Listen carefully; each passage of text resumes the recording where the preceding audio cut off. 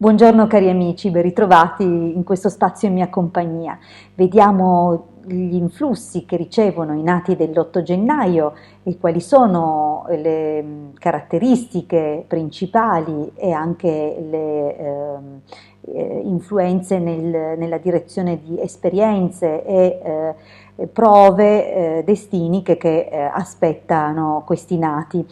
Prima però di addentrarci nell'approfondimento vi ricordo di iscrivervi al mio canale se ancora non l'avete fatto, di iscrivervi anche al canale del Marietto Veneziano se ancora non l'avete fatto, dove ogni giorno condividiamo molti spunti esoterici e di natura insomma anche utile per la correzione, per il miglioramento della nostra vita e per un lavoro sul sé che può appunto cambiare un pochettino la vita in meglio. Speriamo appunto di aiutare tutti in questo senso.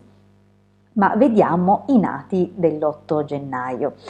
Allora, abbiamo al solito per tutto il mese di gennaio il dominatore Saturno alle spalle che anticamente era associato alla costellazione Acquario, così come ancora si ritiene sempre per l'astrologia antica, quella che deriva insomma dalle tavole del Rutilio Benincasa, e anche a livello più moderno dove a Saturno si affianca Urano.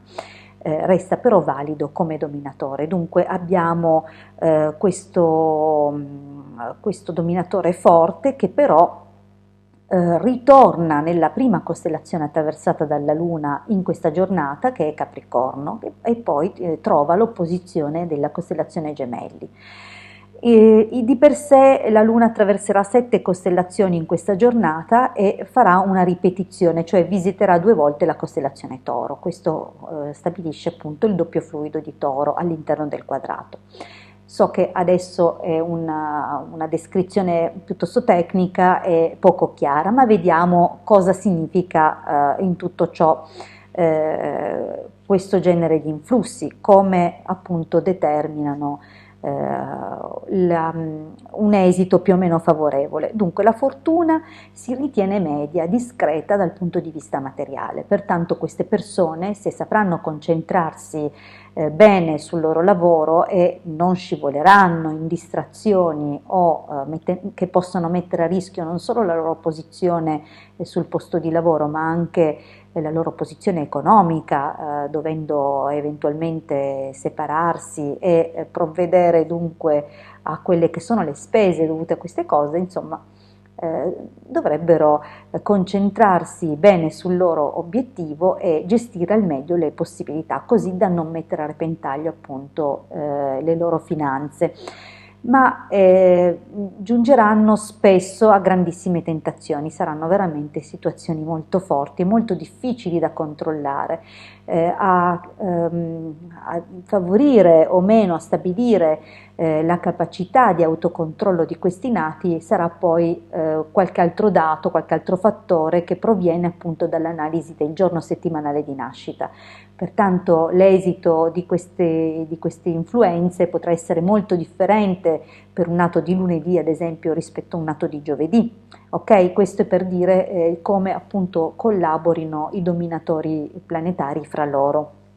Ma di fatto hanno un carattere galante, intelligentissimo, difficile da penetrare, pertanto non sempre comprensibile e mutevole negli affetti. Dunque, se proprio non avranno quell'amore straordinario nei confronti di una persona, che in genere non avverrà in giovanissima età, potrà anche succedere che appunto si separino. In effetti è possibile appunto che i legami veramente forti e importanti per questi nati saranno 2, soprattutto se uno avverrà in giovane età è destinato a rompersi o interrompersi in genere a causa di relazioni extraconiugali, dunque per il sopraggiungere di una terza persona. ma nella maturità e dunque intorno ai 42-45 anni dovrebbero poi trovare o comunque convolare a seconde nozze, oppure anche solo una convivenza con la persona molto importante con cui poi dovrebbero in teoria trascorrere il resto della loro vita. Il loro carattere, il loro fisico, chiedo scusa, è forte, rigido, dunque rigido e portato dalla doppia presenza di questo Saturno, che sia come dominatore del mese che come stella capo, dunque avranno una certa rigidità di movenze e comunque sarà di aspetto attraente. E per quanto riguarda il genere di propensione e di attività che potrà risultare più favorevole per loro, molto dipenderà, come ho detto, dal giorno settimanale di nascita, ma di base sono molto portati per il commercio, per le materie economiche, dunque ragioneria, ma anche economia e commercio.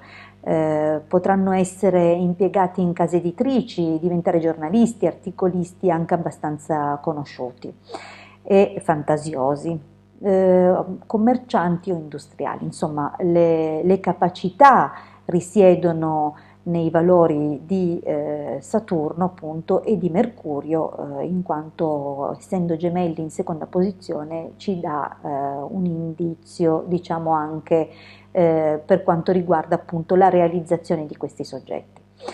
Ricordo appunto che sarà molto importante imparare a dominare le grandi spinte e passionalità che ricevono questi nati, soprattutto in determinati anni che potranno essere di grande impatto. C'è un particolare triennio dove le costellazioni Toro, Scorpione e Toro si ripetono e dunque in questo periodo effettivamente gli appetiti saranno estremamente accentuati, dove non disdegneranno questi nati di sperimentare un pochino quanto possa essere fantasioso l'ambito della sensualità. Ad ogni modo sono un po' incostanti e questo a volte li penalizza nell'ottenimento dei risultati.